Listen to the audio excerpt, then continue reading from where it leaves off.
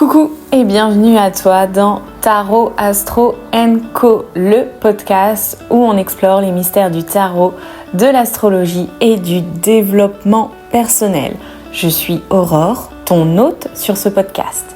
Chaque épisode est comme une aventure mystique où nous découvrons ensemble les mystères de l'invisible pour notre croissance personnelle.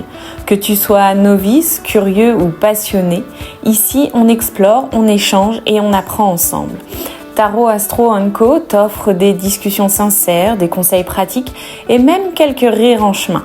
Alors installe-toi confortablement, prends une tasse de thé, un café, un verre d'eau, bref, ce que tu veux. Et laisse-toi emporter dans ce voyage plein de magie et de découvertes. Prêt ? Parfait, c'est parti pour une nouvelle aventure avec Tarot Astro & Co. Bienvenue! Aujourd'hui, dans ce nouvel épisode, nous allons parler de l'importance de choisir un jeu de tarot qui t'inspire visuellement et émotionnellement.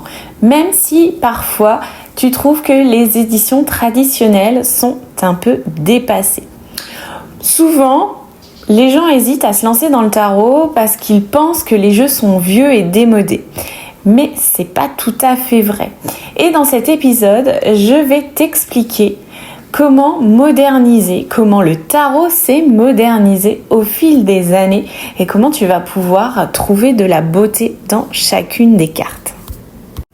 Alors, commençons par l'évolution de l'esthétique du tarot. Un petit voyage dans le temps pour comprendre comment l'esthétique du tarot a évolué au fil des siècles.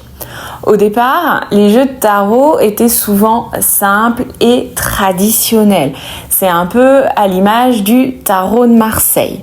Mais au fil du temps, les artistes ont commencé à expérimenter avec de nouveaux styles et des illustrations beaucoup plus modernes. D'ailleurs, tu trouves généralement dans les librairies tout un rayon avec des tarots aux illustrations très modernes. Regarde un peu comment des jeux comme le tarot Rider-Waite ont ouvert la voie à des éditions contemporaines avec des illustrations beaucoup plus vibrantes et expressives et notamment avec cette idée d'avoir personnifier tous les arcanes mineurs. Cela rend vraiment la lecture du tarot beaucoup plus facile et accessible. Ensuite, vient à toi de trouver ton propre style. Choisir un jeu de tarot qui te parle est essentiel pour une connexion profonde avec les cartes. Ne te limite pas donc aux éditions traditionnelles. Explore des jeux avec des illustrations modernes, des couleurs vives, des thèmes contemporains pour trouver vraiment celui qui résonne avec toi. Moi, j'ai eu pas mal de tarots dans les mains pour débuter ma pratique. J'en ai eu des beaucoup plus sombres, des beaucoup plus lumineux et je me rends compte quand même que j'ai une attirance pour des tarots assez lumineux. Quelques-unes de mes éditions préférées, ça va être le tarot Histoire de sorcière, le tarot des rêves de Gaïa, le Lightseer Tarot et plus récemment le Cosmic Cycle Tarot et le This Earth Tarot que j'aime beaucoup, qui a quand même sur le This Earth Tarot je trouve une illustration qui se rapproche du traditionnel, mais qui me permet quand même de plonger pleinement dans l'histoire. Alors, l'art de la personnalisation. Pourquoi se contenter d'un jeu de tarot tel quel quand on peut le personnaliser pour refléter sa propre esthétique et sa vision du monde ? Tu as tout à fait la possibilité de personnaliser tes cartes de tarot. Tu peux y ajouter des notes, ajouter des couleurs ou même, pourquoi pas, créer ton propre jeu. J'ai vu d'ailleurs des gens transformer complètement leur jeu de tarot en véritable œuvre d'art qui racontent leur propre histoire. Il y a par exemple beaucoup sur Instagram des personnes qui colorent la tranche de leur jeu ou sur des tarots qui vont annoter, écrire un mot-clé en fait sur leur jeu de tarot. Alors personnellement, ce n'est pas dans ma pratique. J'aime garder mon jeu tel qu'il est.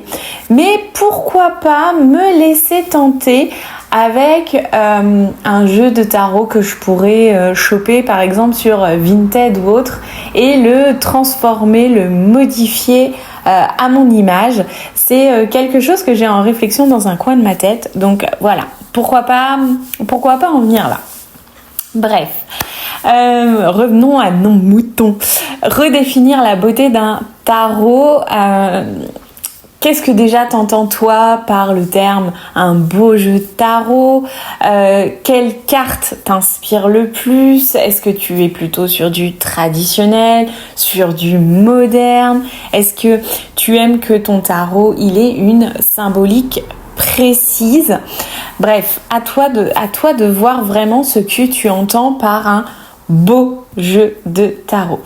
Je t'invite à regarder une carte de tarot traditionnelle sous un nouvel angle et à trouver aussi la beauté que tu peux voir dedans, dans son symbolisme, dans ses détails. Voilà, peut-être que aussi avoir un jeu de tarot traditionnel peut te permettre aussi de le comparer avec un jeu beaucoup plus moderne. Bref, en résumé et pour terminer cet épisode, ne laisse pas l'apparence traditionnelle des jeux de tarot te décourager. Explore, personnalise, redéfinis ta propre esthétique pour te créer une expérience de tarot qui t'inspire vraiment. Je t'encourage d'ailleurs à partager tes expériences de modernisation du tarot avec moi sur les réseaux sociaux. Tu me trouveras sous le profil aurore.tarologue. Et puis bien sûr, n'oublie pas de t'abonner à la chaîne Tarot Astro & Co pour suivre les prochains épisodes. Merci d'avoir écouté cet épisode.